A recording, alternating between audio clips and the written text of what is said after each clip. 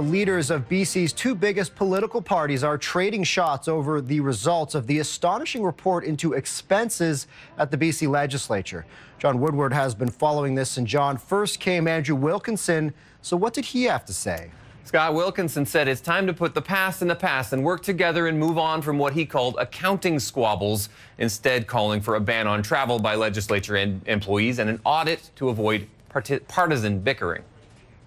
Right now, it's in a real pit, and if all of us continue to squirm around in the pit mud wrestling, we're going to look like a pack of idiots. The public need to have confidence in this institution. Had Mr. Wilkinson adopted that position in December, I would have some confidence that he's being genuine today.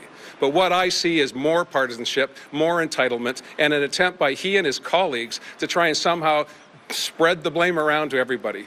That's the Premier pointing out in an answer that Wilkinson had in November called Plecas out of control, that he was, quote, building an empire by jettisoning the two senior officers in the legislature.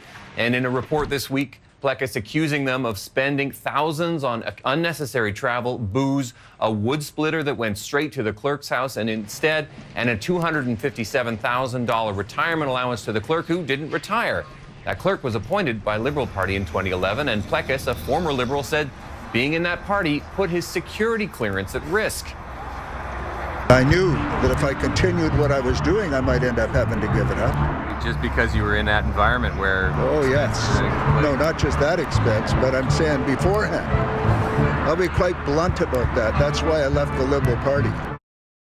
So, John, what does this all have to do with the Nanaimo by-election? Yeah, if you think those leaders sound like they're campaigning, you're right. The by-election is coming up in a week, and there are no higher stakes. Depending on how it goes, it could be a factor in the NDP government falling and could put that speaker out of his job. And that's one of the reasons you're seeing this scandal play out so publicly right now. Scott? Okay, thanks for the update, John.